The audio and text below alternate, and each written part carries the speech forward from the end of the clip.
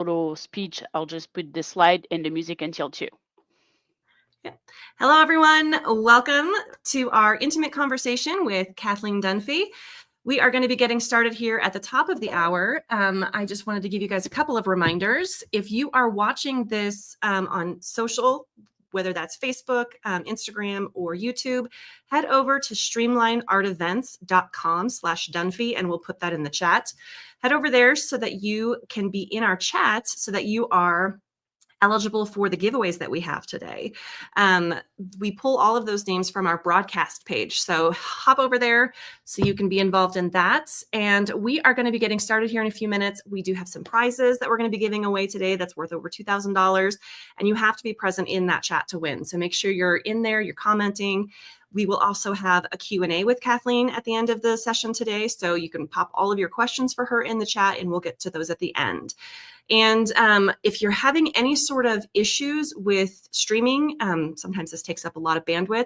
So if you have any like buffering issues or freezing issues, try refreshing your browser. That'll usually fix things 99% of the time. If that doesn't work, you can always try a different browser. There will also be a replay of today's presentation. So you'll get that in your email after the event. So we are going to head backstage, and we will give everybody a chance to get logged in, and we will see you all soon.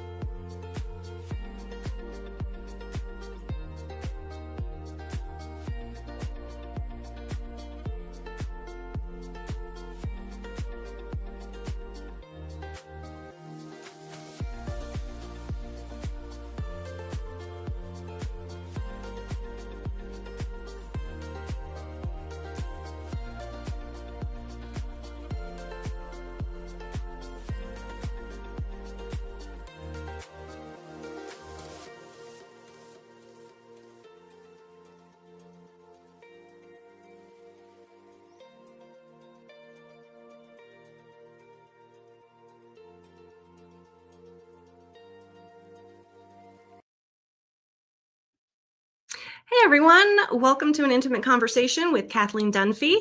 My name is Carrie Stober, and I'm so glad you're joining us today. If you are just joining us before I mentioned this earlier, refresh your browsers if you're having any issues. That'll help fix things. You can also watch us on streamlineartevents.com/Dunphy if you are watching on social or YouTube. We have a broadcast page where we pull winners for our giveaways, and you have to be present in that chat to win. So head over there if you want to be involved in that. Again, it's streamlineartevents.com/Dunphy. For those of you who don't know me, I am Carrie Stober, and I have been with Streamline Publishing for 13 years. I am the marketing project manager, and I also manage the PleinAir Salon competition. And from time to time, I get to fill in and do things like this, which is a lot of fun. I always love seeing you guys.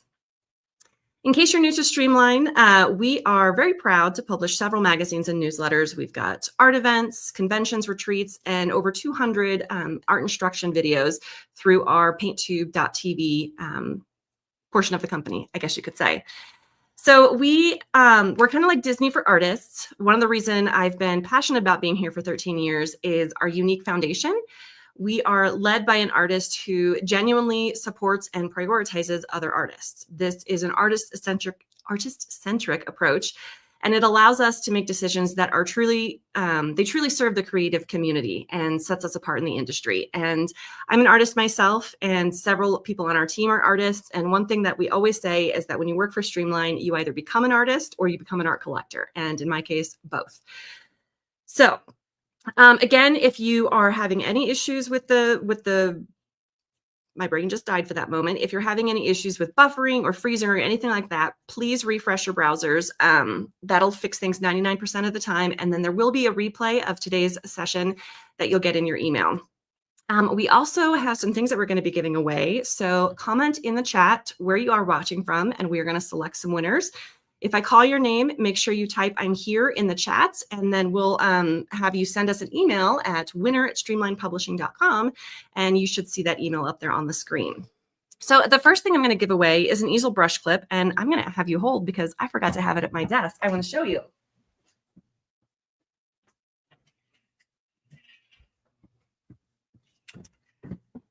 So this is my easel brush clip. I'm a pastel artist, so I don't have a lot of brushes, but I do have some blenders, a skewer, and my value specs. And I have this clipped to my backing board so that I always have that stuff handy. So very useful tool. And we are going to give that away to Becky Dudenhofer. Becky Dudenhofer, congratulations. You are the proud owner of an easel brush clip. And the next one I'm going to give away is value specs, which are very handy. I struggle a lot with my values. It's just one of those things that's difficult for me as an artist. So I always wear these. It's nice to have hands-free. I don't have to hold anything up, so I can always use these to check my values. And the other thing I love about these is actually organizing my pastel tray. There's a lot of sticks that look like they're a certain value, but then when you put these on, you realize it's complete opposite of what you thought. So this makes it easy. I pop these on, and then I can just stand there and reorganize my tray. It's awesome. So the proud owner of these is going to be Kathy Hawking. Kathy Hawking, congratulations. You are winning a pair of value specs. They are awesome, and you are going to love it, I promise. And the final thing I want to give away today is this really great video that we produced. It's a bestseller from last year. It's called The Creativity Course with Larry Moore. And this is available to stream. You can watch it on your tablet, phone, everything. It has a ton of great content. It does not matter what medium you paint with. He does gouache and oil in this video, but it doesn't matter what medium you use. It's such great content on creativity and steps before you start a painting, composition, like so many things. I really, really encourage you to get this video. The first 15 minutes alone were fantastic. So the winner of the Creativity Course by Larry Moore is going to be Suzanne Drennan. Suzanne Drennan from Harmony, Pennsylvania. Congratulations. You are getting a streaming copy of Larry's video, The Creativity Course, and you are going to love it. I promise. So if you hang with us through the entire event today, we do have some more giveaways that we're going to do at the end, including a ticket to the PleinAir convention in Tahoe, Reno, which is almost sold out. So stay tuned for that because you do have to be present to win. And a reminder for everyone who just joined us, any technical difficulties, please refresh. That will fix things. And if you still continue to have issues, you'll get a replay in your inbox later today after this webinar. And today's webinar is actually brought to you by PleinAir Switzerland, our upcoming international painting trip. And I have a fun video that I want to share with you. It's a little long, so hang in there, but I wanted you to see what we've got planned. My favorite thing to do in the world is to travel the world. And I started doing these events years ago. I took a group of people to Cuba when we were not allowed to go to Cuba. We got special permission. And then I took another group to Cuba a second time. And I think I took 150 people the first time. The second time I said, that's too many people. And I took maybe 50 people. So I've taken groups to Japan, painted plein air in Japan in cherry blossom time. I've taken groups to New Zealand 2 different times, taken groups to Africa, and we are going to travel the world together. And these are great trips because what I try to do is combine tourism plus painting. So we try to do painting at least once every day, sometimes twice a day, but we also do things like visit museums or visit a few of the tourist attractions and things like that. It makes a really great experience. The other thing that makes this experience really wonderful is you really get close to people. When you travel with them for a week, you're in the bus together, you're painting together, looking over some beautiful area, you just make memories. And some of the people that I've met on these trips have become some of my favorite people, and they're people that end up keep coming back year after year. And then when somebody new comes in, they just kind of join the club and everybody gets to know each other and everybody's really friendly with one another. We're having a blast. We're having a lot of fun. We're painting a beautiful area. But I have a whole list of places, and I got a list of places from a lot of the people who've attended, and we have worked on giving you the places that you most want to go. The #1 place on our survey was Switzerland. And it wasn't just, hey, we want to go to Switzerland and see the places everybody goes in Switzerland, you know, the big cities. No. Everybody wants to paint the Swiss Alps. They want to paint the small villages with the church steeples. So we want to have the Matterhorn in the background or the Jungfrau in the background. We want to have the spring flowers in the front and the cows and paint in these villages. And so I've put together a special painting trip that's coming up in the fall. This trip is limited to 50 people. And we're gonna put on our lederhosen. No, we're not really gonna do that, but we're gonna put on our paints and we're gonna go out there in the fall when it's still warm enough, and yet we're gonna get the beauty of the fall colors and we're gonna get the beauty of Switzerland. Now, that's not all. You may say, okay, Switzerland is enough. And you're right, Switzerland is enough. But there's some more things we want to do too, right? Because we're close to some other areas. We're close enough to one of the most beautiful lakes in the world that we're going to go to Lake Como. You've seen hundreds of beautiful paintings of the villas and the mountains of Lake Como. We're going to go to Lake Como to paint, and we might even make our way over to the lake next door, which is Lake Gardia. We're working on that. We'll figure that part out yet, but we're going to go to Lake Como. And then, if that's not enough, we've put together a post trip. That means you can go to just the Switzerland Lake Como part, or you can add the post trip. The post trip, we're gonna go to Venice. We're gonna take the train down to Venice, and we're gonna paint in Venice for 4 days. Because John Singer Sargent did it, everybody wants to paint Venice. I wanna paint Venice, I painted there. I can't paint there enough. It's so wonderful to stand there and paint the beautiful chapels and the beautiful scenery and the boats and the people and the color. It's just magnificent. So that's this year's trip. And I want you to look at the details on the website. And I want you to ask yourself this: when am I ever going to get to go and spend 10 days painting with a group of friends and painting what I love? And then ask yourself, would I like to have something to look forward to? Yes, check that box. Would I like to go on a trip and paint Switzerland with friends? Yes, check that box. And all you got to do is be one of the first 50 people to sign up. Now, I will tell you this, that I mentioned it to a couple of friends of mine before we've even announced the trip, and they've already signed up. Now that the details are out, the website's right here, Go ahead and check it out and go ahead and sign up. You will not regret this. And by the way, we make these luxury trips. We really make them nice. We stay in nice places. We eat great meals. We will visit some touristy places to scratch that itch. And we're going to have a great time at Paint, Switzerland. I'll see you there.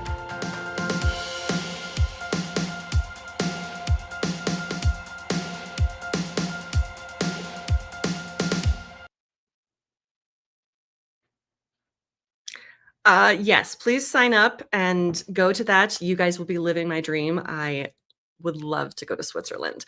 So be sure to check that out. Again, it's paintswitzerland.com. So exciting.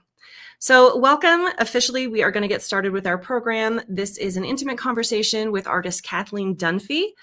Kathleen stands as a true luminary in the art world. She is she's not simply well known as a master painter, but she's also revered by fellow artists and galleries alike as an artist's artist. Her exquisite plein air and landscape paintings have earned her international acclaim with collectors, admirers, and all kinds of things spanning the globe. She was recently showcased as a featured artist at last year's prestigious Southeastern Wildlife Expo, a distinction that is reserved for only the most exceptional artists. Kathleen continues to elevate the standard of excellence in her field. She is a distinguished member of the Plein Air Painters of America, and she joins a select fellowship of the nation's most accomplished outdoor painters. Her trophy case overflows with countless awards and accolades that are simply too long to be listed here. The opportunity to learn from Kathleen is a rare privilege, and it's a chance to gain insights from one of the most brilliant artistic minds of our generation. And she is just one of the sweetest and kindest people you will ever meet. And as for your host for today, that is Eric Rhodes. And for the thousands of new attendees who have yet had the privilege of knowing him, let me introduce you. Eric is the pioneering founder of Streamline Publishing, the only artist-owned art magazine in the industry. He has over two decades ago, his passion for plein air painting inspired him to create what would become the cornerstone of publications of the art world, Plein Air Magazine, and later Fine Art Connoisseur Magazine. His leadership encompasses multiple influential art newsletters, including Inside Art, Pastel Today, Realism Today, Fine Art Today, Plein Air Today, and American Watercolor, each shaping conversations across artistic disciplines. As the driving force behind the internationally acclaimed Plein Air Convention, Eric has revolutionized how artists connect and learn. He is also the mastermind of many of our in-person retreats. And the most recent one would be Winter Art Escape, which we just had in February and are going to be hosting in Hilton Head Island, upcoming here in the next February, 2026. We also have the exclusive Publishers Invitational in the Adirondack Mountains of upstate New York, which is coming up in June. We have Fall Color Week this year in breathtaking Door County, Wisconsin. And as I mentioned, the international painting trip to Switzerland. During COVID, when we saw all of our live events canceled, all of our in-person events canceled, Eric pivoted and launched the first ever online art conferences. We now do the following groundbreaking art events. So we've got Pastel Live this September, Plein Air Live in November, Watercolor Live in January. Our newest one, which is Acrylic Live, is going to be in March. And we've got Realism Live coming up in September 2026. And these events have redefined art education for the digital age. It's a really cool experience to be able to attend these and watch demos from 20, 25 different artists throughout a 4-day span, and just being exposed to so many different styles of painting in such a short amount of time. It's a fun experience. You may also recognize from his phenomenal daily Art School live show, which he launched during the pandemic and quickly became a cultural phenomenon. Over 10 million people have discovered life-changing art techniques through the weekday show, which just celebrated 5 years. And we have countless viewers who have been transformed into practicing artists. And I was actually just telling the guests here today before we got started that I actually learned something in one of our recent Art School lives that I applied to. I hadn't painted in months and just applied that to a painting I did the other night. And it's one of the best ones I've done. So it's a really great opportunity for you to learn instruction from some great, great artists. Eric also had some frustration with the art instructional videos. They weren't as great as he wanted them to be. They really derailed his artistic development. And instead of complaining, he decided to revolutionize the industry by launching PaintTube.tv. He reinvented how art instruction courses were recorded to make learning easier. We have since produced over 700 masterclass videos featuring the world's most elite artists. He was one of the first to do palettes on camera, first to do high definition, first to do digital streaming, and first to have an app for art instruction, which we have on Roku, Apple TV, and Amazon Fire. Eric's thought leadership extends to his 2 best-selling books, including Make More Money Selling Your Art, which is a must for every artist wanting to sell their artwork, as well as his Art Business Mastery Day, which we launched in January. And we had over a dozen marketing experts as guests, which is happening again. We will be doing it again in November. He recently launched a marketing fundamentals course and announced his mastermind coaching groups where he works one-on-one with artists. His expertise has been recognized by the New York Times, the LA Times, the Chicago Tribune, Entrepreneur Magazine, Inc. Magazine, Success Magazine, Wall Street Journal, and over 400 newspapers, websites, and radio stations. Eric himself is actually an accomplished landscape and portrait artist, and he has over nearly 3 decades of dedicated practice. His sought-after works grace the walls of several prestigious galleries. And for an intimate glimpse into his artistic journey, you can follow him on Instagram, and that is at Eric Rhodes. Eric is passionate about art and has interviewed some of the most important living and now deceased artists of our generation. And his portrait has been painted by over 30 top artists, which will be featured in a new book coming up soon. With all of that, here's your host, Eric Rhodes. Thanks, Carrie. Hi, Eric. One of the pleasures of my life has been working with Carrie for the last 13 years. It's so much fun. Carrie's one of those people that, you've always heard the phrase, if you want to get something done, give it to a busy person. That's Carrie. She just crushes everything that she does. And it's just been such a pleasure watching her blossom and grow. And then she started going on camera and co-hosting the shows and hosting things like this. And give her some accolades in the chat because she is a rock star. Thank you. Thank you, it's a lot of fun. I love working here. Yeah, good. Well, and I hope you'll stay another 13 years, 1,300 years as the case may be. Right. Okay, guys, well, welcome. We try to do these things to give you an insight that will kind of help stimulate your brain. And today we have an intimate conversation with Kathleen Dunphy, and you're going to get a lot out of today. I guarantee it. We often do things where we focus on technique, but today we're going to just kind of chat with Kathleen about her motivations, her inspirations, how to push yourself to the next level, and anything else that might come up. And Carrie mentioned my background a little bit, and many of you know parts of my story and my journey already, but for those who don't, I just want to share something a little personal, and that is I could not draw a stick figure. Guaranteed, I couldn't do it. I couldn't do it to save my life. My path to becoming an artist was paved with frustration and false starts and discouragement. What many instructors don't realize is the profound vulnerability beginners like me felt, right? That insecurity became my biggest obstacle. Twice I walked away from art classes after horrible crushing experiences, being told I didn't have any talent and I really shouldn't do this and that I'm not cut out to be an artist. Those moments of defeat pretty much crushed me for a long time, but I knew I had to do art and I knew I had to keep trying. So everything changed for me when I found the right instructor, a fellow who understood that he needed to meet me where I was. And that breakthrough didn't just improve my technique, it transformed my entire life. I mean, because of him, I'm doing all these magazines and all this stuff because he's the one who kind of opened my eyes. So that pivotal moment sparked my mission, and my mission is to ensure that no aspiring artist endures the unnecessary struggles that I faced and that many of you have faced. This isn't just about teaching art anymore. It's about honoring the courage that it takes to be a beginner or to push yourself up to the further level, the next level. So I've dedicated recent years to decoding what truly works in art instruction, art education, driven by the conviction that there's a better way to learn, one that nurtures confidence alongside of creativity. So when we remove those unnecessary barriers to artistic growth, we unlock that potential that might otherwise remain hidden forever. So the reason we're here today is to do some of that, to unlock that, because droves of people are always asking me about, how do I improve my painting? How do I get to the next level?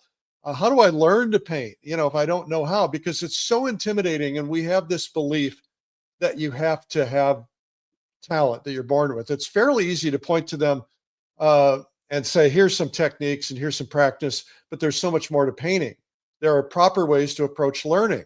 So technique without tools really is of no use. You see, most of us can watch a workshop or we can watch a video, we can learn some amazing things, but we often misunderstand the tools. There are essential tools that you need, tools which, if you practice them, will give you a lift and a head start. So there's a truth that is probably a little hard to hear, but most of you watching today have the potential to become brilliant painters at the level of our guests today or higher.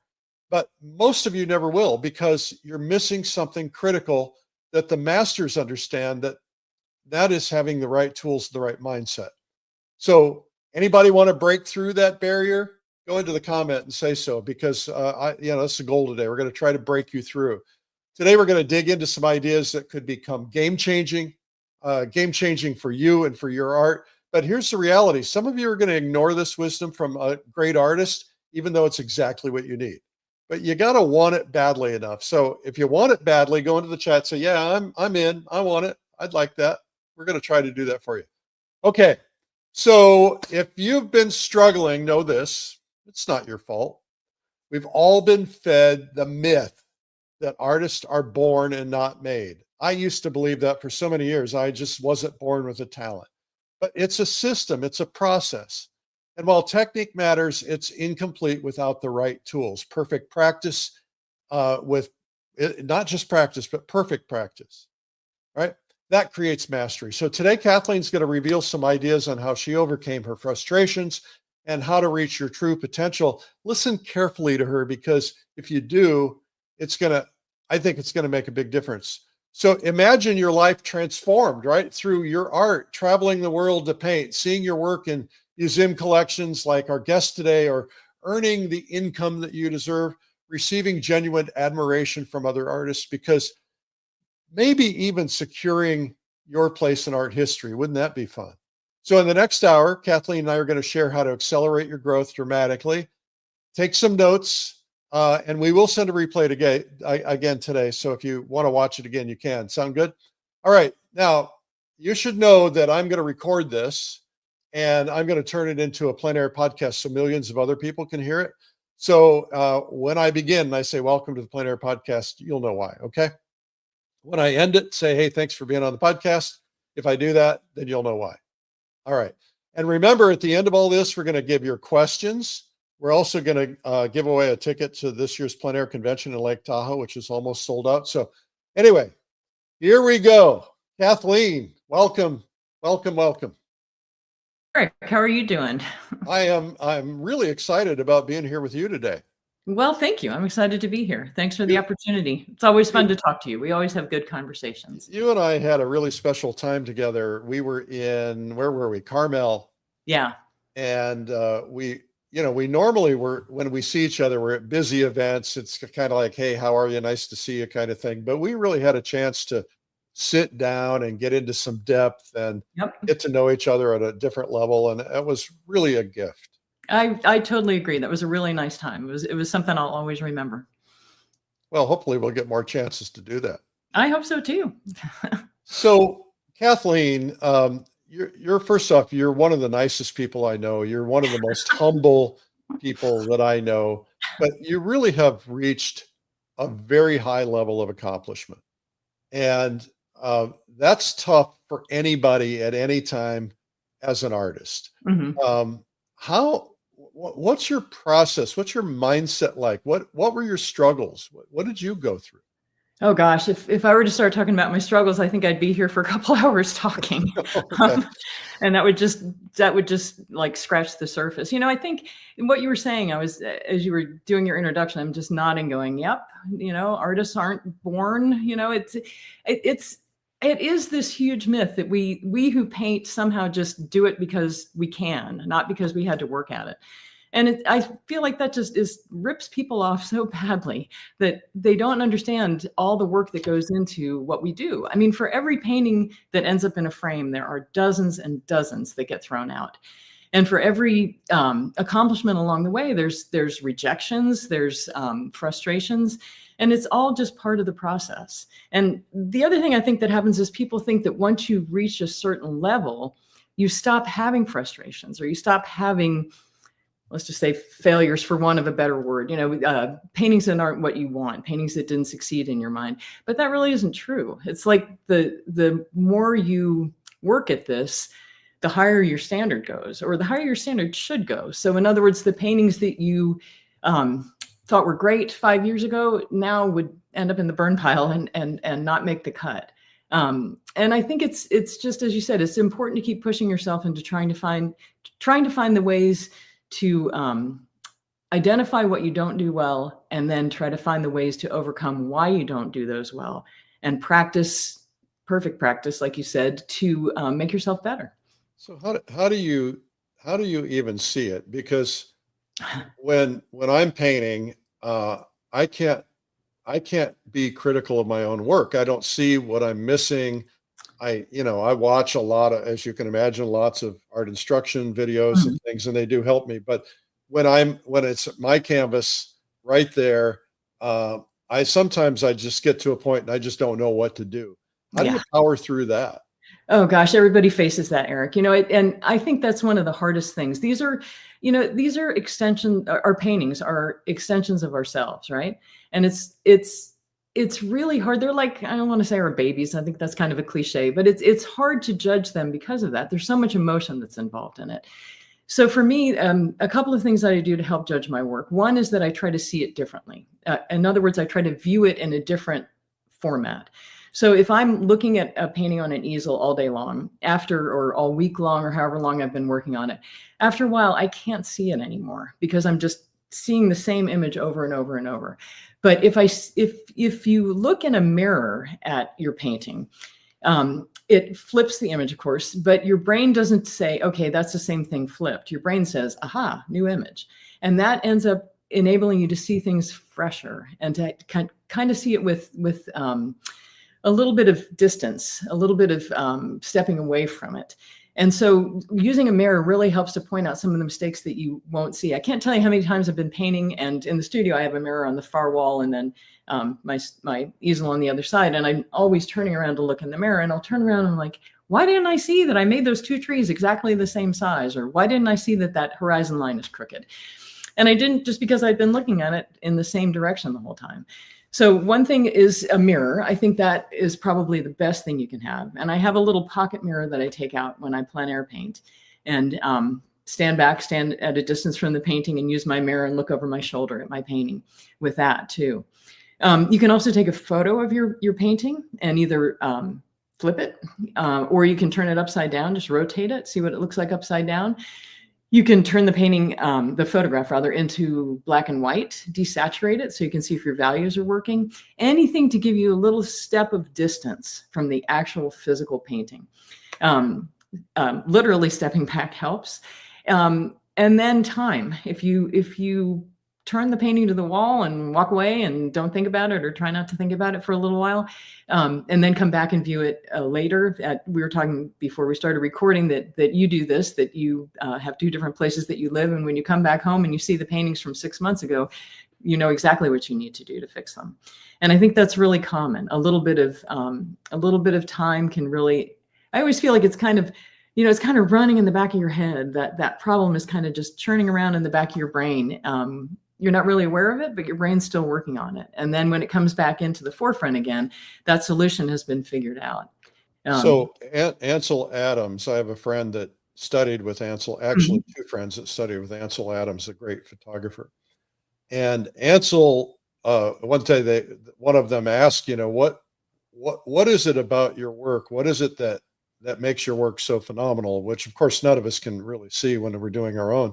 And he said, I go out and I take the picture, and then I develop the film, but I don't print the picture for a year. Oh, wow. And he said, because I'm all emotional about what I'm seeing at the moment, but I can't see it through the eyes of a viewer until I put it away. So the equivalent would be, work on a painting, put it away for a while, and then come back to it. Yeah, definitely. Definitely. Whenever I'm doing a painting that, I know I have a deadline for, I hate to like finish it, frame it, and send it off, because I know inevitably I'm going to look at it later and go, I wish I had 5 more minutes to fix that thing that I didn't see. So I try to finish paintings and have at least a few weeks to let them kind of stew before I send them off anywhere. So do you ever go to a show or something and see your painting on the wall and go, oh, I wish I'd have fixed that problem? I probably shouldn't admit to that, but yes. And I'm not going to reveal where or when. But yes, I have. I've also walked into collectors' houses and gone, oh dear. Let's just pretend that I didn't paint that painting. But try not to do that too often. But it's inevitable. And the other thing is, within that time that you're not looking at the painting, you're growing as an artist. So there's things that 6 months ago you might not have understood, and then 6 months later you're a little bit better. You have a breakthrough, or you have an understanding that you didn't have before. So it's not, you shouldn't beat yourself up for that. It's a natural progression. That's part of growth, is suddenly realizing things that weren't working that at the time you thought were. So you said something earlier, and I just want you to maybe expand on that. And I just want to give you a warning that I just got a notice that my computer battery is about to die. And the charger's not plugged in and I can't find it. So if I go out, Carrie will step in for a second until I find the charger. But silly me for not being ready. But you said something which is essentially embrace the pain. We all have the pain of growth. Right. And my sense is when things start getting hard, that's if you keep going, that's when you start getting the breakthroughs. What are your thoughts? Oh, I totally agree. I completely agree. And I think the hardest thing is when you're in one of those positions where it's just like nothing is working, you just have to try to just take a deep breath and say, I know that I can get through this. And I know that if I persevere and I get through this, it's going to be better on the other side. In my classes, I call it going through the valley of the shadow of death, because everybody goes through that. There's these times when it's just nothing is working. You can't figure out why. And it seems like you're just digging a hole. But you have to take the time to realize, to be easy on yourself, to just say, everybody goes through this. I'm the same as all the other artists in the history of the world who have ever painted. I'm hitting a dry spell, and I just have to keep painting. And the only way out of a dry spell is to paint your way through it. And that's the only thing that has ever worked for me. So Eric stepped away. So hearing you say that, we were talking before the show began that I've been through a dry spell recently. It's been months, I think since October, since I painted. And so you say paint to get through your dry spell, but what if you're lacking the motivation? Like, what if I'm just like, I don't know what to paint. I don't know that next step to get me there. What would you do for that? Carrie, I would say paint the coffee cup on the table. I would say paint the dog, paint anything that you can.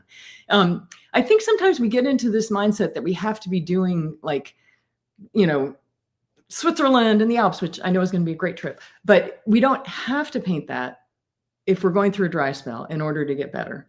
Sometimes it's easiest to just say, I wouldn't say repeat a painting that you've already done successfully, because if you're going through a dry spell, it's going to really stink and you're not going to like that. But to do something that is more comfortable. In other words, if you can sit in your backyard and you're comfortable there, there's no distractions there. There's no people walking by. Nobody's going to see how bad the painting is. And you can paint, the flower pots in the backyard, or you can paint a tree in the backyard or something like that, or just draw for the day. Sometimes just doing things like that, taking out some of the things that you can control that are difficult. In other words, the people around you, the distractions that you have. Let's say the weather, if it's freezing cold out, maybe you do something in the studio, or if it's really hot outside, maybe you try to go out early in the morning to paint. So take the things that you can control to make them easier, and then just allow yourself to relax into the process of painting. And just say to yourself, I'm going to paint a pear, and I'm just going to sit here and I'm going to look at all the colors in that pear, and I'm going to reconnect with the joy of putting paint on canvas. And I don't have to have, a 30 by 40 of, the Sierra. I just have to have something simple that I can sit there and kind of come back into myself and into the reason that I do this, which is because I love to put color on canvas. I love the feel of that. So I think simplifying some of those external forces, and then just listening to yourself, and nobody's going to see your painting. Just do it for yourself, and realize that each one is going to lead to the next one, to the next one, to the next one that's going to be better each time. I mean, over time, you're going to have ups and downs. You know, the daily trajectory is probably going to go like this, but the curve over time is going to go like that. Yeah, that's great. That's great sense. advice. No, it does. It totally makes sense. And I know from time to time I've done like a color by number or like a paint by number when I can't get my brain to, think of something. I just, do that. So somebody in the chat mentioned something that I thought was interesting. When you're having a hard time getting all your materials out and everything, this person in the chat suggested doing something digitally. Have you ever done any sort of digital art as far as like sketching or color notes or anything? I don't have any problem with people doing that. I think it's a great thing. I am so technically like awful that I really try to stay away from computers or any sort of tech thing as much as I can. I had to laugh when Eric had to leave to fix his computer, because that's really the kind of thing that I would be doing. It's nice to see that other people do that too. So, painting digitally or digitally sketching, I just like the feel of the real thing. But I think that it's a great tool. And I think especially for the people who grew up in that generation of having an iPad from birth, practically, it's logical to use that. So I don't have any problem with that. I think anything, as long as you're creating, is a great thing. Yeah, I would agree. And Eric is back. His computer's plugged in, so I will turn it back over to Eric. Oh, nice to talk to you, Carrie. Well, let's hope everything's working. I can hear you. Okay, well, that's all that matters, right? If you can hear me, that's all that matters. So what do you think was the most, this is an impossible question, so I apologize in advance, but what do you think was one of the most defining moments in your career where you said, you know what, I have to get serious about this? I think it was probably, I would say when I left the Academy of Art University. So I studied there for a couple of years with some absolutely fantastic painters and instructors. Craig Nelson and Brian Blood were two in particular that were huge influences on me. And then I left school. I was kind of like, okay, now what do I do? And it's kind of a lonely feeling, in school, you get all this information. You have not just your instructors, but the other students that are giving you input and inspiring you. And then all of a sudden you're kind of kicked out into the real world. And that was a hard time, but it was a time, it was kind of like I was saying, it was a time where you have to keep going and get to the other side. And that's the time where I realized I had to really discipline myself, make myself figure out a schedule to paint on. I'm kind of a type A, so I kind of need a schedule. I can't just sort of say, oh, I'll do whatever I feel like today, or I'd never accomplish anything. And so I had to really sit down and figure out how I was going to run my life as an artist, run my career as an artist, instead of relying on the outer influence of a teacher to tell me what to do and when to do it, and deadlines, school deadlines, to make me productive. So I would say that was the time that was really the time of the most personal growth, but also one of the hardest times. So I think one of the things that I find difficult is, I think some of us, myself especially, is I tend to chase styles or ideas. I hear from people, I haven't been able to find my voice. How do you figure out where you're going to stabilize, or are you always experimenting, trying new things, or do you kind of, once you get something in focus, you kind of lock onto it? What's that look like for you? Well, there's kind of two answers to your question. One of them you might not like to hear, but I think after a while you need to kind of turn off all the outside influences and find out what it is that you want to do. I think it's so great to learn from different people. I think teaching, going to workshops, seeing the videos, all of that, I think it's so great. But at some point you have to find a way to synthesize all of that into who you are.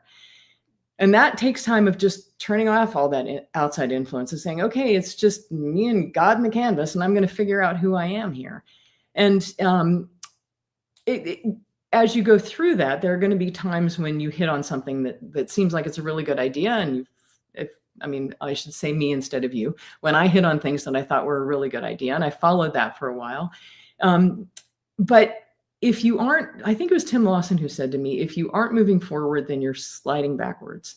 And so once you get to a certain level of proficiency with something that you're doing, you can't just keep doing that again and again and again, or else you're going to start sliding backwards. And so that's when you have to say, okay, I did that well, but let me try something else that's a little bit harder, or something else that I've been avoiding because I know it's hard. And then take yourself to that level and do that. And it's not like you're torturing yourself. You're allowing yourself to enjoy getting to that level. But then you're saying, okay, I did that. And now there's got to be another step. Let me find out what it is, and let me push myself to try to do that. Yeah, that's a really great observation. I hadn't really thought about it in those terms. I'm in the process of doing it. I went to the Briscoe show the other day, and I saw all these beautiful portraits of Native Americans. I thought, I'm going to do a portrait of a Native American, and I just crushed it, but I can't figure out how to paint hands to save my life.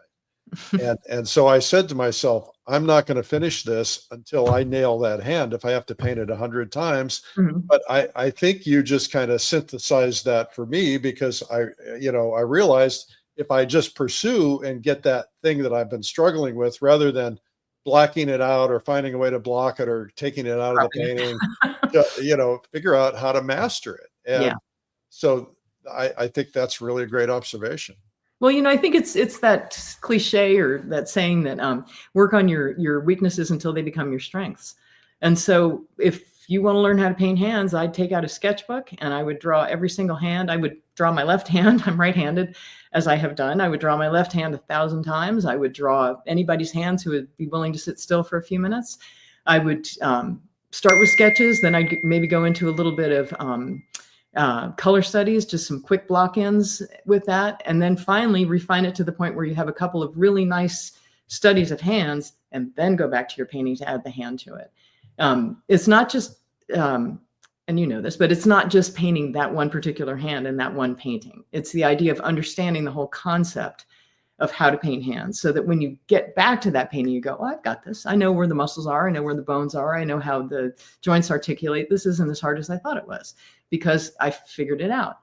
But if you're just trying to do, the first time you try to do one hand or one set of hands from a photograph, like with the way my hands are right now, you might not understand what these fingers are doing when this hand is over top of it, but after you've done 1,000 drawings of them, you'll understand it. And that'll lead to a lot of clarity and understanding in your paintings.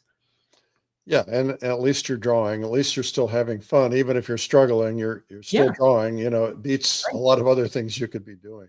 Right. What do you struggle with right now? What is like the thing you're trying to fix or overcome? Aside from having enough time, I would say I really love painting plein air, and I love getting outside and doing it. And it's always the issue of bringing that plein air excitement and that feeling and that spontaneity. And this isn't a new issue for me. This has been going on for 20 years, but how to bring that feeling into the studio. So often I get in the studio and I'm painting right over there, and I find myself looking out the window all day long because I'd rather be outside. And I want to have that excitement and that boldness that is innate in plein air painting, because you don't have time to mess around. I'm constantly trying to figure out how to take that feel and better convey it on canvas in the studio. Well, based on the studio paintings of yours that I've seen, I think you've probably figured it out, but I know you're probably pushing yourself to the next level. The you brought up plein air painting, and I'm very much a disciple for plein air painting, of course, But there are a lot of people out there who are like, I don't want to bother with it. I don't want to do it. It's too much work. I have to go outside. I have to deal with bugs or light or cold or heat or, whatever. Why do you do it? Because I have to deal with the bugs and the heat and the outside. Yeah. I'm kind of the exact opposite. I can't be indoors for too long. I do it because it's just so dang beautiful out there. I mean, honestly, that's my answer. I do it because, you walk outside and you just go, oh my gosh, what a gorgeous day. And I remember one time my mom said to me, you're so lucky because you see something beautiful and you can do something about it.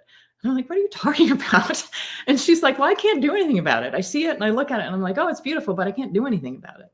And those of us as artists can see it and do something about it and say, yeah, that is gorgeous. And I'm going to sit here and stare at it for an hour and paint it. And to me, it's just the being outside, even if the painting stinks, you're outside, it's beautiful. You get to look at the trees and the flowers and the be outdoors, but it isn't for everybody. And I think that's a really important thing to understand. There's some people that just don't particularly like that kind of thing. That doesn't mean that you can't still be a painter. That doesn't mean that you can't still be successful. I would highly recommend that you paint from life whenever you can. So if you want to be a landscape painter, I kind of feel like you need to somehow at least get outside or be looking out a window to paint from life. But also doing still lifes will teach you an awful lot about direct observation from life. Still lifes or figurative work will teach you that. And you can take those skills right into your landscape paintings. But I do it because I love it. But again, it's important to find out what really excites you in art, and doing it because you see other people excited about it might not work for you. You have to do it because in your heart, you're going, I can't stand it. I got to get out there. I have to go paint. So I had a buddy who had painted and made a great living as a painter for 25 years, painting photographs. Mm-hmm. And I was relatively young in my PleinAir journey, but I said, why don't, let's go outside and paint. And let's do this. And Mm-hmm. he's like, no. And I said, no, come on. It's going to change everything for you. He said, no, Mm-hmm. it's not going to change everything. And what happened is we went out every week for a long time. Mm-hmm. And all of a sudden his paintings started changing. Mm-hmm. And instead of looking, before I didn't even realize it at the time, but they were looking kind of flat and lifeless. Mm-hmm. Because photographs are flat and they're Right. lifeless. Exactly. Yeah. And then all of a sudden something happened and his form changed, his light changed, his color changed. And it was a real eye opener for me to see how much somebody who'd been painting their whole life could change just by going outdoors. And what's really nice now for people like this guy and others is when they paint from a photograph now, if they do have a photo reference, Mm-hmm. they can now at least have implanted in their brain, this is what would be happening outside. Correct. Or they try to memorize, okay, this is what I saw the light was doing, even though the photo's not going to show it. Right. That's the reason to go out. If you're going to do studio paintings, I just think there's nothing like the skills that are developed outside. There's nothing like the information that becomes just part of your hard drive from painting outside. It's not like you're consciously saying, oh, I want to remember what the mountains look like when I was painting them because now I'm painting mountains from a photograph. It's just there because you've done it so much. So the photographs are never, ever going to capture the way it looks outside. But more important than that, they're not going to capture the way it feels outside. And to get that emotion into your paintings, I really feel like you have to be standing there. That's my opinion. I know there are people who paint from photographs and do a great job and have wonderful careers, and that's fine. But I really have to be, I can never, even if I'm on a trip and in a beautiful place and snapping a photo of it, I'm not going to be able to paint it unless I at least got out and did some sketching at a bare minimum, but hopefully at least a little 6x8 or something, some kind of color study, so that it's not even to get the colors right. It's sort of just so that I can be present there for that amount of time, and just turn off everything else and concentrate on whatever that was about that scene that was really exciting to me. And that, as I said, becomes part of the gray matter back there. So when I go back in the studio, I can draw on that without even really being conscious of it. Well, when you're a photographer, you walk up, you take a shot, you turn around and you leave. And when you are out there painting, you're experiencing it. And this is why I don't like to sell my studies, is because I have these embedded memories of a deer jumped in front of in front of the canvas, or a cow Mhm. came up and licked my canvas, or, Mhm. things like that. But every single one, I can kind of recreate the sights and the sounds and the winds and the feel and the chill. Mhm. Um, they come back to me, Isn't that and true? I Yeah. never get that from a photo. When I'm a tourist somewhere, just taking photos isn't enough. That's why I feel the need to sketch, or Right. at least sketch. Exactly. Yeah. Yeah, you get what I'm saying. That's exactly true. I mean, it's funny. Any plein air painting of mine that I look at, it like instantly transports me right back to that day, in a way that photographs never do. Sometimes I look at a picture, I'm like, where did I take that? But with my plein air paintings, I can tell you exactly everything about that day. Yeah, I think that's cool. Yeah. So, you talked a little bit, you said something that kind of reminded me of a discussion that we could have about disciplines. Hmm. I mean, you make your living as an artist. Hmm. You don't produce enough paintings, you don't eat, I assume. And so, do you have some kind of a routine that you force yourself into? Do you have days where you just say, I don't feel like painting, I'm not going to do it? How do you control yourself in that regard? You know, um, I, as I said before, I'd like to have a schedule. So, I live with my husband who is very type A too. He always laughs when I call myself type A because he thinks I'm not. But anyway, so he goes to work, during the week, and I just decided years ago when I started doing this full time that I would just have a schedule that I would be like, it's Monday, so I'm going to work, and so literally every week I kind of lay out in my mind, sometimes write it down, what I'm going to try to be accomplishing that week and where I'm going to be and what I'm going to be doing that week. There are times when, I just don't feel like doing something, but there's always something else, right? I mean, most of the time I try to stick with the schedule that I've laid out, because a lot of times there'll be deadlines or certain issues that are, compelling for me to want to do certain things. But within that, if there's a day where I just go, gosh, I do not feel like getting the paints out today. Well, maybe that's a day that I'll sketch instead. Or maybe that's a day where I'll finally get my inventory figured out on the computer or update my website or something like that. But I try to keep it an art day, to keep it, a day of being productive within my career. Um, if it's an actual physical painting day, I'm a morning person, so I like to get started early. And if I get in the studio by like 7, by about 3 in the afternoon, 2 or 3 in the afternoon, I'm kind of not making very good decisions anymore. So I'll cut out a little bit early and then sometimes do some more desk work or something like that, or just call it a day at that point. Do you ever Um, experience like the equivalent of writer's block? Do you experience painter's block? Do you walk up to the canvas and say, I know I need to produce something, or I feel like I should paint something, but I have no idea what I'm going to do? And if mhm. you do, how do you overcome it? The best way for me to overcome it is to get outside. Again, it- all of my inspiration starts from the outside anyway. So if I'm having a day where I'm going, I have blank canvas and a gallery needs some work and I have no idea what I want to do, then I'll say, okay, where's some of my favorite places to go to plein air, that I can get to locally, let's say. And then I'll head out there and I'll just wander around. And if I'm really having one of those days, I'll set a timer on my phone and I'll give myself like 15 minutes to walk around. And after 15 minutes, I have to stop and paint. Oh, So that's great. That's you can great. get wanderitis, or driveritis, where you just drive and drive and drive or walk and walk and walk. Oh, yeah. I went out with this guy one day, came and visited, and we went to look for a place to paint. We drove around for 2.5 hours and never found a place. Exactly. And that's what happens. And, It's like and then the day was gone, yeah, So, once you reach that critical point, it's like, for me, it's like after driving for, unless I'm going to a destination, but if I'm just driving around an area to paint, it's really like 20 minutes. After that, I get into some weird mindset where it's like nothing's good enough.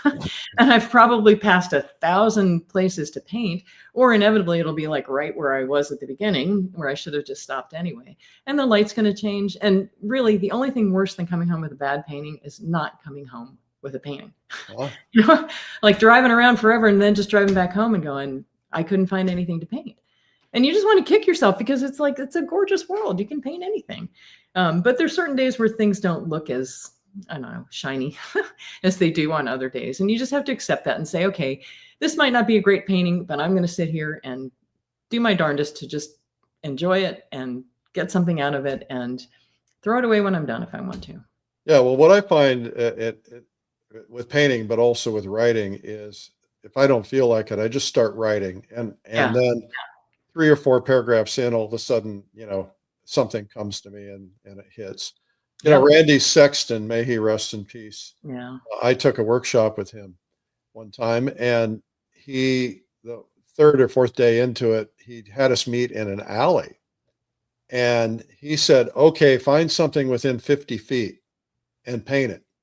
And there was nothing but garbage cans and fences and gravel. And I can see Randy killing that subject matter. and of course, but his point in all of that was, look, you don't have to have Mount Rushmore in front of you. You just have to have something. And Ken Oster was the same way. Right. So I'd be out and he'd be painting, everybody else would be painting the beautiful Swiss Alps or something, and he's painting a car in a garage. Right. Exactly. So Yeah. I think you can always find something and you can make it beautiful.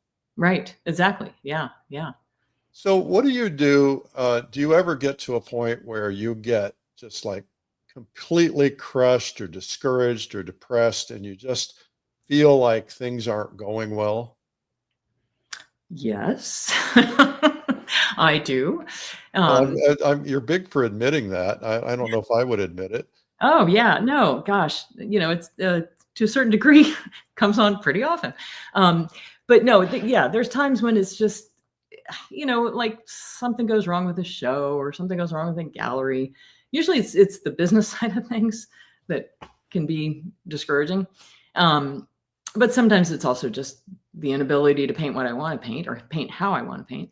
And I always just say to myself, I got to get back to, the kid who couldn't wait to get the crayons when I was little. The reason I do this is because, as I said before, I just love that feeling of putting that paint on the canvas. I love, it's just, I don't know why. And if those people out there who aren't artists totally can't understand it, but there's something so stinking exciting about putting one color next to another and then standing back and looking at it and going, wow, that looks just like whatever it was I was trying to paint. And you have to remember that. You have to remember why you're doing this in the first place. If you're doing it to be a millionaire, maybe go into futures trading or something. If you're doing it because you have this just incredible weird love for creating, this inexplicable desire for putting these colors down, then keep doing it. That's exciting. That's great stuff. And when these feelings of defeat come in, try to send yourself back to that reason for doing things is because you absolutely love it. Because if you didn't do it, your life wouldn't be complete. So try to just hone it down to that and get back to the core of why you do what you do, and try to turn off all the other voices and all the other outside influences at that point. Yeah. My dad taught me a long time ago, because he was like the most positive guy in the world. And I said, you're never negative. You're never negative. You're never. And he said, well, I'm negative all the time. He says, but the second I recognize it, I have to push it out. Yeah. And I tell myself, that's not like me. This is, because I think it's a natural instinct to go negative, especially if things aren't going well, especially you get 10 things in a row that don't go well and it's piling on. Yeah. So, well, what we're going to do, Kathleen, is I want people to start submitting their questions. Carrie's going to gather them. And while we're gathering questions, I'm going to slip away for a second and tell people about our exciting new project. Are you ready for that? I think I am. Okay, terrific. Okay, so we'll be back with Kathleen in just a second. Sorry about the computer problems, but hey.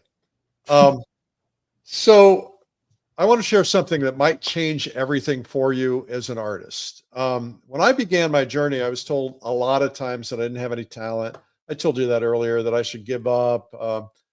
It can be crushing, that weight of doubt, that voice, that negative voice in your head that we were just talking about, suggesting that, maybe you weren't meant to do this. Maybe you weren't meant to do creative art. And I soon discovered it wasn't talent I lacked because I had desire.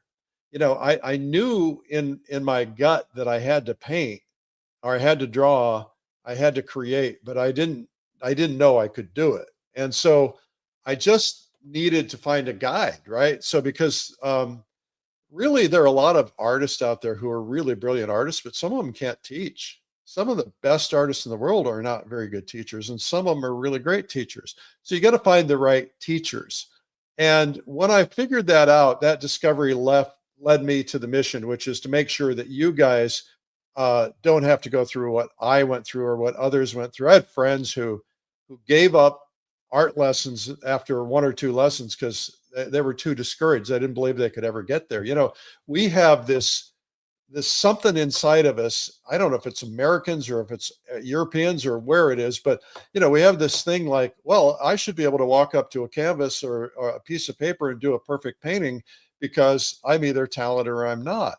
But most of that talent is about practice and intensive repetition of perfect practice. So what I want to do is to basically just get you thinking in terms of growth and how do I grow and how do I get there. We have done something really remarkable that we think is going to be beneficial for you. First off, when I first started painting, I don't know, it was a long time ago. I started buying some videos, and they weren't very good. I mean, they were good in some ways, but they weren't good in other ways. And I was like, oh, there's got to be a better way. So I wanted to crack the code and come up with some better ways and make things more about learning and make things more about the things that make learning work, repetition and things like that. But I also remembered that, there are people out there who we all wish we could watch paint. I mean, I would pay everything I own. Well, that might be an exaggeration, but I would pay at least, a large amount of money to be able to sit and watch John Singer Sargent paint, or to be there, a fly on the wall, and watch Sorolla or Zorn or Mancini or some of the great, even Edgar Payne. I mean, I'd love to be able to do that. And these people spend their lifetime learning how to paint. Some of them learn with masters teaching them, which speeds you up. Some of them learn on their own, which slows you down. And there's no right or wrong.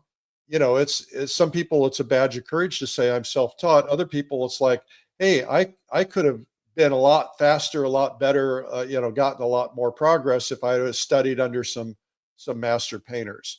And that, of course, is the tradition over hundreds and hundreds and hundreds of years, where we studied, not me, but a mentor would mentor someone and teach an apprentice, and then that apprentice would become a master, and then so on and so on and so on. So anyway, we are really intensely focused on trying to give you guys things that are going to make you better, that are going to help you get to the next level, to push you, and to inspire you also, but to also teach you the techniques. So I think that Kathleen has really accomplished some things in her life and her career that are really, really special.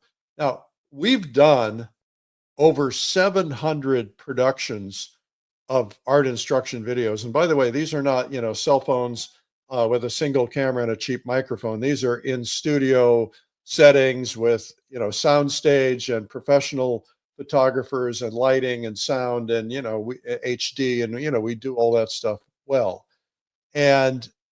But once in a while, somebody comes along and you go, this is somebody who deserves something even more special, right? And so we started about, I don't know, maybe 2, 3, 4 years ago, we started singling out once in a while somebody who was just like so exceptional. It's like if you were driving down the road in Las Vegas and you saw the big billboards, and you see somebody who's got one name, Cher. It's like, oh, Cher is a big deal, right? So there are certain people who have that je ne sais quoi about them, that they have accomplished so much in their lives that they're just crushing it. So we started out by going out and doing some really extensive shoots to do something exceptional for you guys once in a while. We try to do it about once a year. We started it with Clyde Aspavig. We went to Clyde's studio. We spent, I don't know, 20 days there. It cost us a fortune to do this stuff.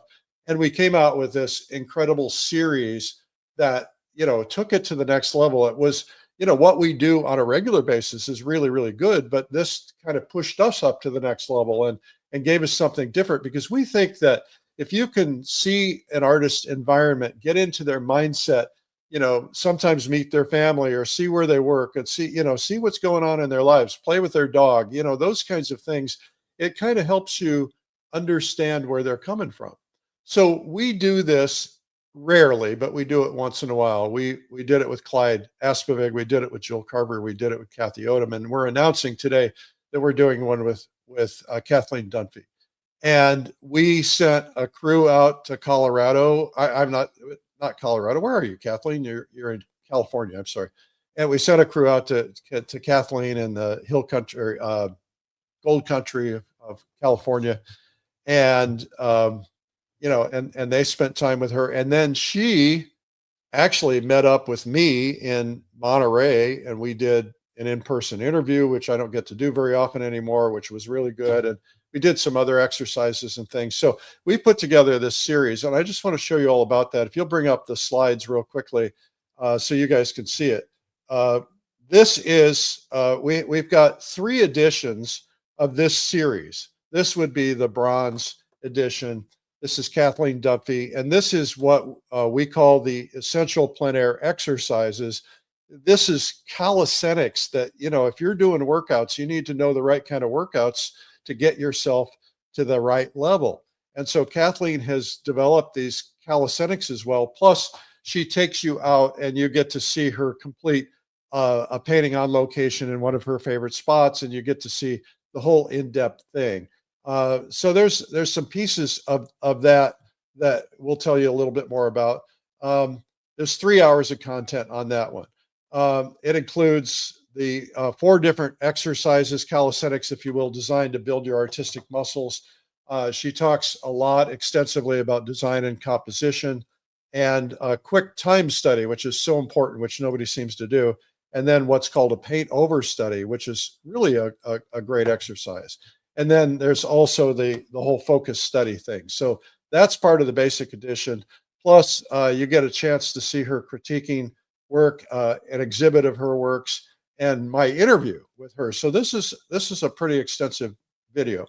The second edition, which is the premium edition, the platinum or silver, if you will, is the landscape painting in the studio part, where she takes it to the next level. She takes your plein air piece, and now she says, okay, here's what I've learned about converting a plein air piece to a studio piece. We talked about that earlier. So this has got a lot of hours of content, 4 hours of content. This includes all of her materials, her colors, her full start to finish studio demo, and that's a studio painting. That takes a lot of time. Her unique approach to creating vibrant studio works using sketches, photos, plein air, etc. Plus, there's high-speed time lapse of it, and a studio tour, which is always fun. I don't know if we look in the drawers or not. We'll probably find some cool things. And then we have what we call the ultimate collection, which is plein air to studio. And that really is 7 hours of content. And that's essentially all the content from volume 1, the exercises, etc., and all the content from volume 2. And so it's there's 3 different versions. So one of them we've priced very reasonably so that you can get the essentials of the plein air. The other you can get also priced very reasonably to get the studio. But if you just if you get both of them, we actually give you a little bit of a benefit that's a better deal than what you would pay if you just bought them individually. So we're making these available to you today. This is pre-release, meaning nobody has this yet. Now we're also giving you a 1 hour bonus if you sign up for to get this, and you can get it however you want. You can get it on streaming, so you can watch it on our app, on your TV, your tablet, your computer, etc. Or you can get DVD if you want that. And we're going to throw in, if you sign up within the next hour, her plein air convention on stage demonstration, which everybody was raving about. So you get more. So this is a special attendee price because you guys are at our webinar. You get to come to this, get these special prices, and these prices expire tomorrow at midnight. This is not public. You won't find these on the website. And we thought you would like these. And you can find, there's a special link to this. It's called painttube.tv/Dunphy. All right. So anyway, that's what we've got. I know, Carrie, we've got some questions. And yeah, before we get to the questions, though, we actually have the promo video for Kathleen's video. If we could play let's watch it then. Yeah. I just get so excited about going out to paint. It's like I can't sleep. I wake up without having to use the alarm. I'm thinking about hopefully getting there at the right point in light of the day. I've kind of learned over the years not to bring too many assumptions to the canvas. Hi everybody, I'm Kathleen Dunphy. Welcome to my studio and my art world. In her groundbreaking 2-volume video series, Capturing Nature on Canvas, Kathleen shares the practical exercises and studio methods that have made her one of today's most sought-after landscape painters and instructors. In Volume 1, Kathleen takes you into the field for 4 powerful exercises designed to build your artistic muscles. We're not so much concerned with the end result, we're concerned with what we learn along the way. So hopefully these exercises will push you a little bit, teach you a little bit, and then you can take all of those skills that you learned and your next finished painting that you work on will be even better. Then, in Volume 2, Kathleen reveals her unique approach to creating vibrant studio works that maintain the excitement of plein air painting. Studio painting for me is not just copying a plein air painting. There's nothing wrong with doing that, but for me, I really like to create something brand new in the studio.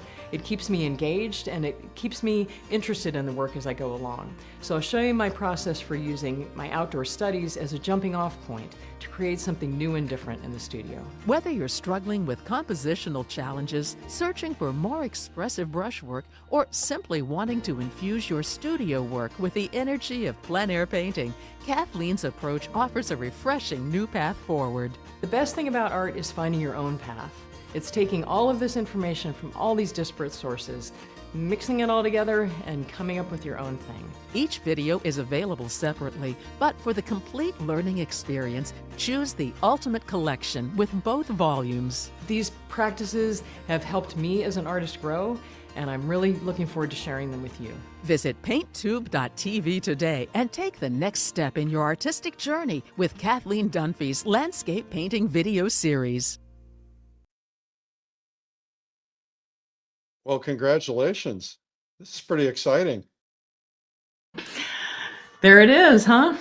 Yeah, I mean, how many years have we talked about doing this? Probably 7 or 8 years. Quite a while, quite a while.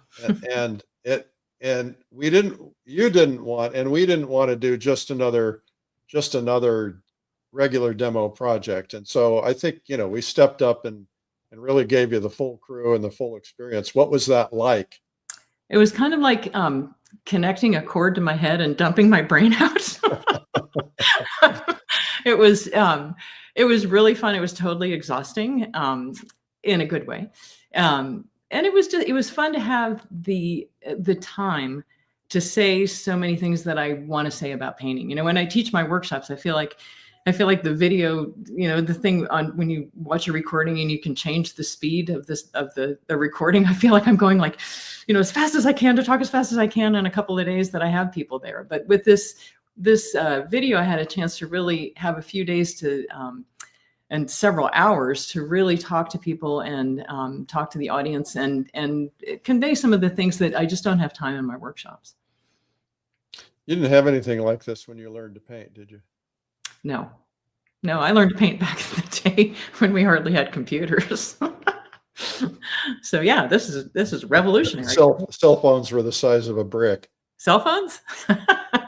What was that? You're a lot younger than me then, huh? I doubt that. Well, congratulations. This is really big. We're really excited about this. So, as you know, we don't do this very often at this level because, as everyone can imagine, we've got a crew. I don't know how many people were on the crew that came out to you, but we send a crew out. We got to send them out with all this equipment. We got to pay for hotel rooms and rental trucks and all that stuff. And then they basically camp out with you for a few days and sometimes longer and follow you around. And then you came to California. I mean, you were in California, but you came to the coast, which was Mhm. 3 hours drive for you at least. Mhm. And I think we came out with something that I know we're really proud of. I hope you're proud of it. Oh, I am. I'm really, really excited about it. It was really funny when the van pulled up with the crew. I figured there'd be, a person or two and a couple cameras, and it took them like 2 hours to unload everything that they had for all the equipment to get, the lighting exactly right. And I just appreciated how professional everybody's been, both the production end and the actual photography end. And how thorough everybody's been. So it's really been a fun process to go through and really interesting for me. Yeah, well, it's you want to do it right. I mean, it's so much different than pointing a cell phone at a painting and talking. Mhm. As you know, you had a director, you had people working on lighting and Mhm. sound, Mhm. we use these professional cameras. I unfortunately have had to pay the bills, and the lens on one camera alone is $7,000. So I bet. Yeah. this stuff, but that's the way to do it right. Mhm. And Mhm. we want to honor you with a product that you're proud of, but we also want to give people something that's going to give them a tremendous amount of value. Mhm. And really a product like this, even the ultimate edition, that really should sell for $600, $700, $800. And it just is, it's a very reasonable price for what you're getting. It's 7 hours of content, hundreds of hours of editing and to really make it right. So I think people are going to really enjoy it. And I hope they do. And I think what we should do now is go to some Q&A, because I know a lot of people have burning questions, and I'm sure Carrie's got a lot of questions. We also are going to give away a ticket to the PleinAir convention. You've been, right? Me? Yeah. Yes. Heck yes. I was there at the first one, and a couple others too. I was in San Francisco for that one, and I'm looking forward to it. Tahoe is a great place just over the mountain from where I live here, and I think it's going to be really fun. I'm really looking forward to it. So you experienced the PleinAir world before we existed. Before PleinAir was a thing. Yep. Yeah. I mean, before PleinAir magazine. And I think if somebody's kind of new these days, or they haven't been at it they've been at it for less than 20 years. I mean, this stuff never existed. Mhm. Videos like this didn't exist. A convention like this didn't exist. There just was nothing. Mhm. And there weren't even, quite frankly, when I started painting PleinAir, I could hardly find workshops. I found the PleinAir Painters of America, thankfully. Mhm. Mhm. That's probably where I first met you. I'm not sure. Mhm. And but there wasn't much. Mhm. And but today, I mean, at the time there were 2 or 3 PleinAir events. Today there are hundreds of PleinAir events Mhm. around the Mhm. world. And we're at a very special time in history. And hopefully it will continue moving forward as we can grow it, get more younger people involved in Mhm. it, Yeah. and get people to the conventions. But I think these events are kind of like the nucleus, where you get to know everybody and you get to watch all these different techniques, and you get Mhm. to hang out and paint with people and watch other people paint. It's Mhm. just a pretty cool experience. Oh yeah, I think it's really great as like a kind of like as a sampler buffet of what's out there for workshops and instruction. You get to see and sample a bunch of different people and a bunch of different ideas, and then from there you can say, I really like this person, or I really like this particular technique, and I want to pursue that further.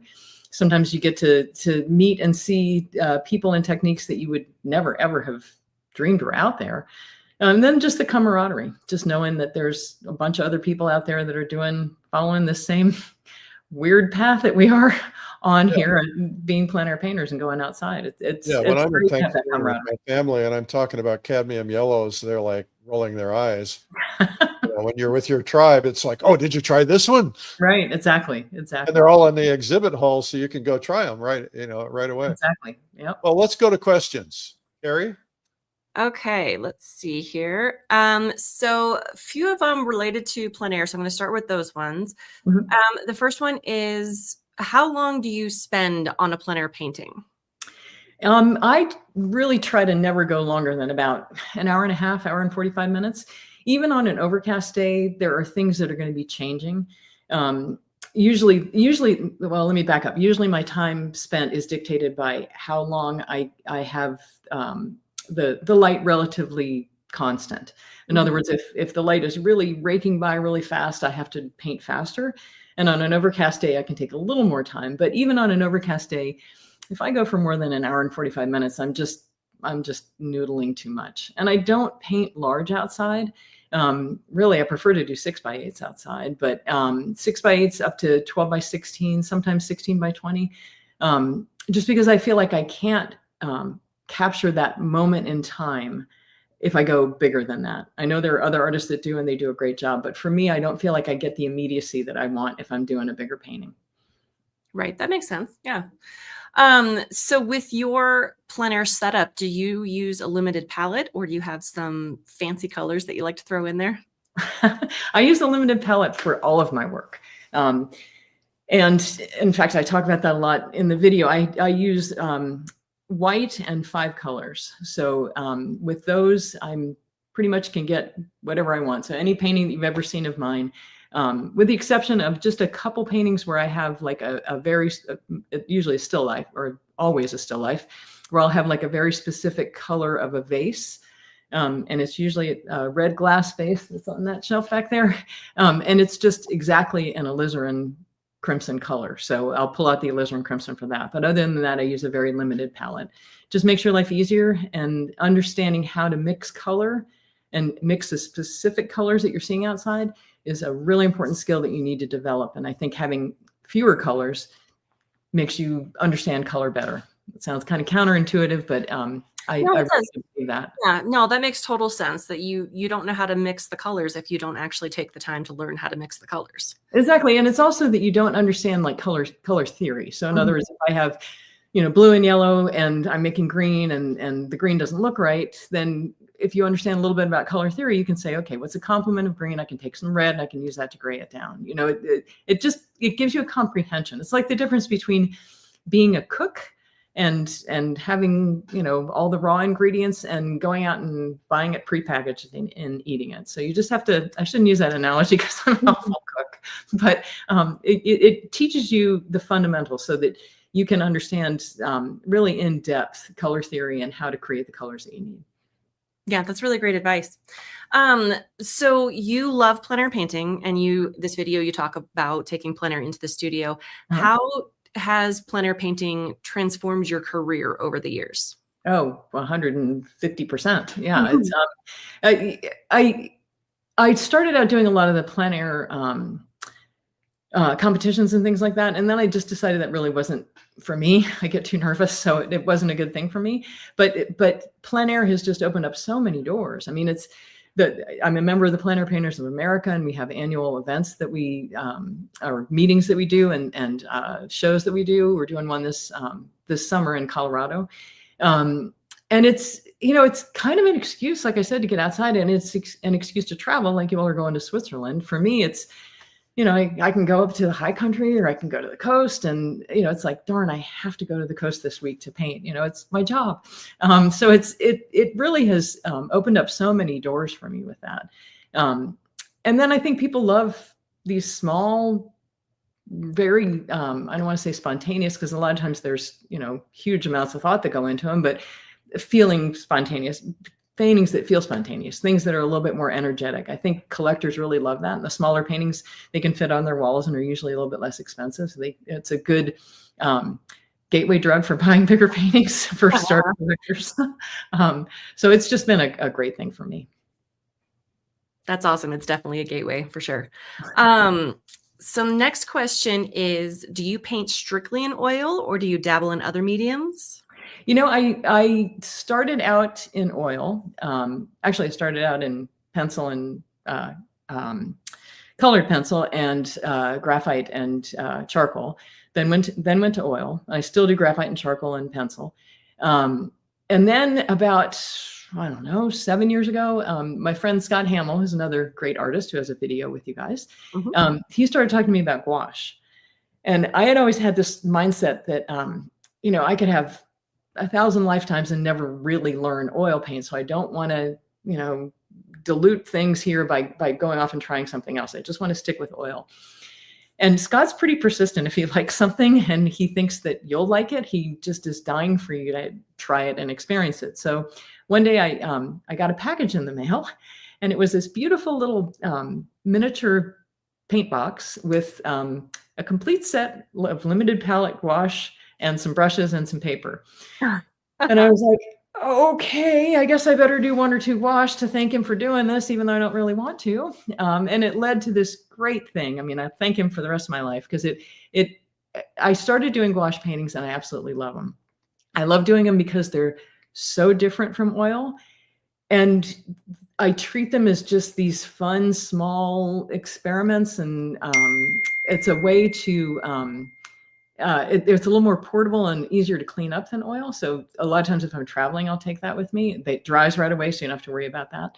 And it has really helped with cross-training with oil. Like, there's certain things that I've done in gouache, and I'm like, I really like how that felt. Let me see if I can try that in oil. Just the technique, the way of putting down the paint. And I found that a lot of times there are things that I can do in oil that I didn't think I could, that I took the chance with gouache and found that out. That's really awesome. I've been experimenting with gouache and I really like it. I've done it once PleinAir and it was a terrible experience because I learned I didn't have the right surface. But yeah, it's such a great thing for painting PleinAir because it's so quick and it just and it dries fast. You don't have to take all the accessories and everything. Yeah, you can get it all over the place and then washed off. Yeah, I love that. Okay, so next question, we've got 2 more. How do you achieve the soft light with such great value shifts in the highlights of your paintings? And I noticed you've got one on the credenza behind you. Oh, those highlights that you capture. This is going to sound like I'm kind of blowing you off by saying this, but squint. I can't say it enough. When you squint, you eliminate a lot of unnecessary information in the scene that you're looking at, and you can really see the values better. It's so easy to start a painting by squinting. I think we all, or hopefully we all, go out there and go, oh, I like that. Let me start that painting. But then as you get into the painting, especially as you get kind of tired towards the end of the painting, you kind of forget. It's easy for me to forget to keep squinting. And that's when I start opening up my eyes too much and fiddling around too much and losing the difference in the light value compared to the shadow value. So it's constantly squinting. That's the main thing that you can do. And then stepping back, using your mirror, like we were talking about at the very beginning, to look at your painting in reverse, and stepping back from your painting, looking both at your painting and the scene at the same time, and then squint and look at both of those. So squint when you look at your painting, squint when you look at the scene. And then when you see those, when you step back all in one picture, then you can more easily jump from your painting to the scene to see where there are discrepancies. That's great advice. I like that. Good. Okay, so final question. What was the first step you took to start selling your paintings to make your living as an artist? When you knew that's what you wanted to do, what was the first step? Okay, so this was years and years ago. This was when I was in Alaska, and I had decided that I was going to try this art thing. And I was doing drawings of dogs at the time, which I still do. But it was how I was trying to start out my career. And so I did colored pencil drawings of dogs, and then like portraits, just their heads. And I took them to local vet clinics, and I asked them if I could hang them in there with some information on me and how to get in touch with me so that I could get commissions doing dog portraits. And so that was the first step that I did to put my work out there. And it was great. I loved it. I had so much fun doing those. I'd spend 100 hours on a drawing that I made $200 for, but it was worth it. It was a start. And then I just took every opportunity that I could to get my work in front of eyes. And at the time, there wasn't all of this fancy stuff you kids have now. There wasn't Instagram and Facebook and all of that. So there was a coffee shop in one of the towns near where I lived, and I asked them if I could put some of my paintings up there, and they let me. And from that, and then there was a furniture store that I did the same thing in, and the owner of a gallery, the oldest and largest gallery in Alaska, came into there and saw my work and asked if I would show in her gallery. So it's the moral to the story is, if nobody sees it, nobody can buy it or do anything with it. So you have to get your work out there. Yeah, no, that's great. That's awesome. I love that. Yeah. I see that a lot of times with our local coffee shop, and our local brewery just started to do that as well, putting up. Yeah, it's a great way to get started. It's never kind of look down your nose at that. It's a way to get started and a way to get your work out there. And you got to start somewhere. You have to always take a first step. What's Yep. that? You have to take a first step. Yes. And your first step is not going to be walking into, the world's best gallery and hanging your art on the wall. I mean, maybe it is for some people, but for most of us, it's not. Well, Kathleen, thank you for answering all these questions. I want to just thank you again for doing this project with us. We're excited about it. Certainly. I'll tell everybody real quickly again, in case they missed it. We have the series. We have the basic edition, which has all the PleinAir essentials, exercises, the PleinAir study, and so on. And then the second version, the premium edition, has the landscape painting, etc. There's a lot of other stuff that I told you about earlier. And the third edition is a combination of the two. So it's 1 + 1 = 2. And we have a special price for you guys today on those. And that is $137 for the lowest, all the way up to $247 for the highest. And that's 7 hours of content on that biggest one. So I think you're going to get a lot out of it, and you're going to love it. It's one of the, I'm very proud of it. It's one of the best things we've done. And as Kathleen said, we do it right. We try to make sure that we give you a really great experience. So this is special. This is new. And you get this price as a person who's watching this today, whatever medium you're watching on. We have a special link for you. And if you get it within 1 hour of this event ending today, which is soon, you'll get a special bonus. We'll give you the PleinAir convention stage demonstration that Kathleen did in San Francisco. And so there's the 3, and it has all of these different pieces to it. I'm looking for the slide that has the website on it, but I'm not finding it. There it is. So it's painttube.tv, Dunphy, or I think maybe a lot of you have it on your screen. So you have a link there, and we'll put a link in the chat as well. And so, Kathleen, any final thoughts before we say sayonara? I would just say thank you for this opportunity, and for everybody who's watching, thank you for coming today, and get out there and paint. And if you're having a spell of feeling like it's not working, just paint your way through it, and you'll come out the other side feeling better. We need a t-shirt. Paint your way through it. There you go. I'd wear it every day. Well, accolades to you for a career that you've developed, and the quality of artwork, and the standard that you've helped us all aspire to. Well, thank you. And thank you for doing this project with us. A heartfelt thank you. I think not just from me, but from thousands of people who are watching this. This is a monumental project, and I think they're going to get a lot out of it, and I think they'll see a lot of growth out of it. And we all need to just always be asking ourselves, can I push myself? You said something earlier that somebody told you about how it was T. Allen Lawson. It was, if you're not growing, you're going backwards. Mm-hmm. And I will tell you that every time I've gotten depressed, or I feel like I'm not accomplishing anything, it's because I'm not growing. Right. And sometimes if I step out of my box, attending workshops or attending events like Pastel Live or PleinAir Live or something like that, coming to the convention, those things push you out. They get you re-energized. You see what other people are doing. You learn new techniques that you didn't think you wanted to know. It's like the sampler thing. Mm-hmm. And, you just have to force yourself. If you want to get better, you have to force yourself to get better. It's not something that just naturally happens. It doesn't fall in your lap. people like Kathleen don't get to be at their level by letting things fall in their lap. They have to push themselves. And I think we learned that today.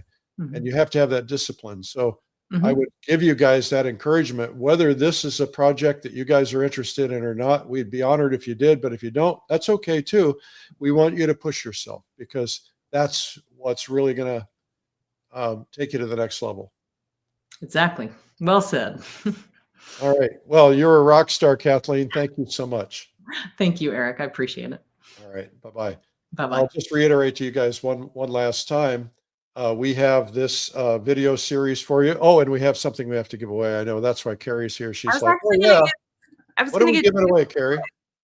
Well, the first thing I wanted to give away was actually Kathleen's video. I thought would be nice to give away an Ultimate Collection. So, oh, well, that's a great idea.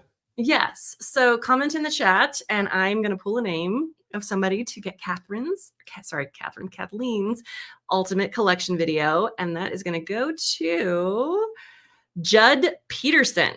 All right, Judd. Peterson, you get Kathleen's video. Congratulations. And, all right, and that's releasing tomorrow. Is that right? Is that when the official? No, it actually doesn't release until next week. So oh, it doesn't. Oh, okay. Yeah, Sorry. these are You guys actually get it before everybody else does. Yep, very exclusive. And they can watch it if they buy it today. They can actually instantly stream it. I don't know instantly. We've still been uploading all of the files that take some time to upload, but they should be able to watch it by end of day, I would think. Yeah. Okay. Yeah. And then we want to give away a ticket to Pace. Yeah.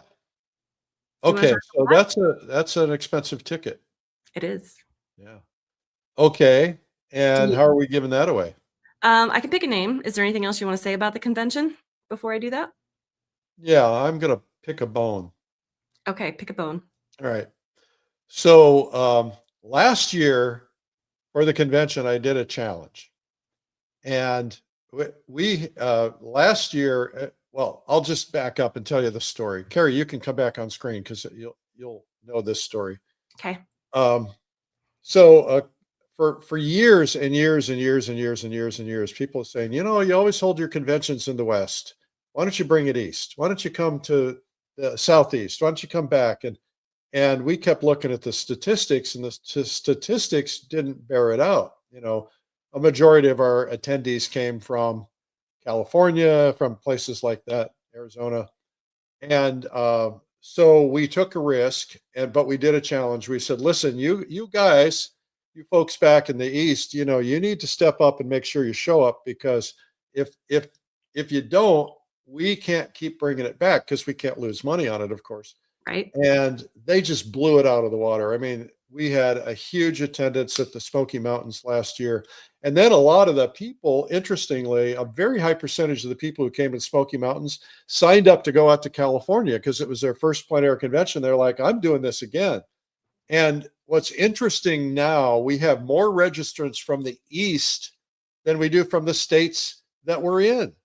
So we're not going to be in California or Nevada anytime for the next at least 3 years.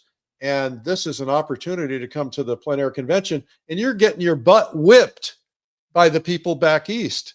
So you Westerners, you need to step up, because these people are going to win this battle, and you have an opportunity. I mean, if you live anywhere in California, you could probably drive there within 8 hours. It's a day. And to have it that close. So that's my bone that I'm picking with you guys. Kathleen's going. She's from California. Yeah. All right. So, all right. So we have a winner. I do. It's Mark Zepeda. Mark Zepeda, or Zepeda. That's how we say it. Mark, if you win this and you're already going, give it to a friend. Drag him along. Okay. Yes. Mark, congratulations. Okay. Mark, what else do we have to give away? That was it. That was the big thing. I'll tell you what. Let's give away something else. Okay. What do you want to give away? Let's give away a ticket to PleinAir Live in November. Okay. PleinAir Live is our online conference. It's a 4-day online conference. We'll give you the Essentials Day plus the other 3 days. And so pick a winner. Dave Quilter. Dave Quilter. Dave Quilter. Congratulations. You're going to PleinAir Live. All right. So let's give some more stuff away. Okay. let's pick a let's do what's the next one? It's Pastel Live. Yep. Pastel Live. So that's in September. So let's Yep. give away a ticket to that. And it's going to be Jenny Kinberg. Jenny. Kinberg, you're going to Pastel Live. All right. Congratulations. Okay. We're going to do something special. Now, Okay. you guys don't violate this. Okay.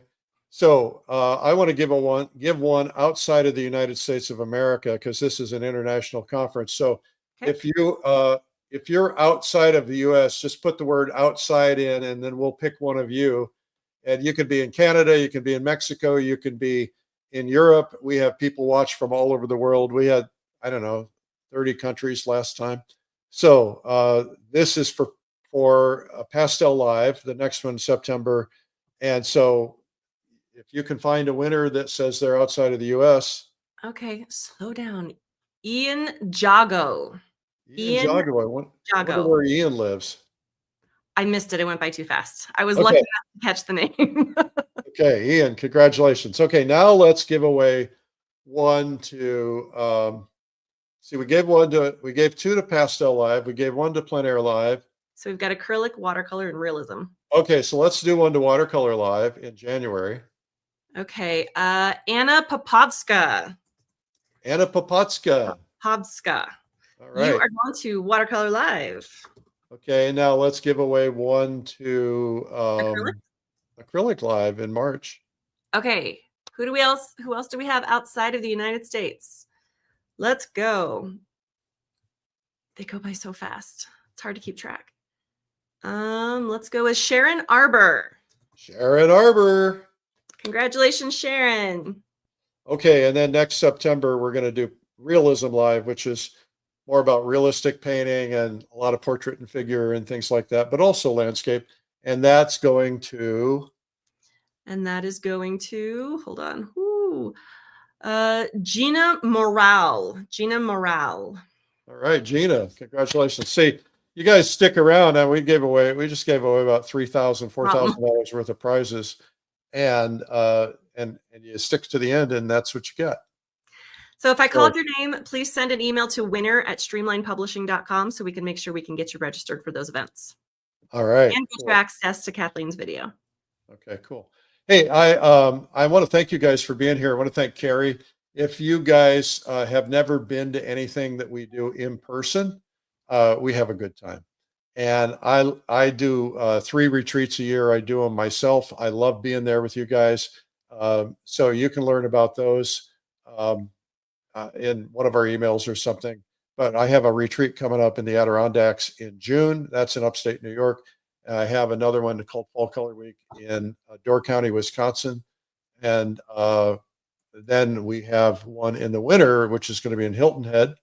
And then we have, of course, we have the PleinAir Switzerland trip, which is coming up, which is spectacular. So I hope we can go painting together. And maybe we'll get Kathleen to come along to one of these so we can hang out. All right, guys. Well, thank you. And thanks to Carrie, and thanks to Kathleen, and thank you to the entire Streamline team. It takes a pretty huge number of people to put something like this on. So thank you for being here. I will see you tomorrow on Art School Live. Tomorrow is Feedback Friday. It means I critique paintings. We'll see you then. Bye-bye. Oh, by the way, the 1 hour clock starts now for the bonus. 1 hour clock starts now. So, and you have until midnight tomorrow night to book, but you get the bonus if you book within the next 1 hour. We'll put that link back up. Bye-bye.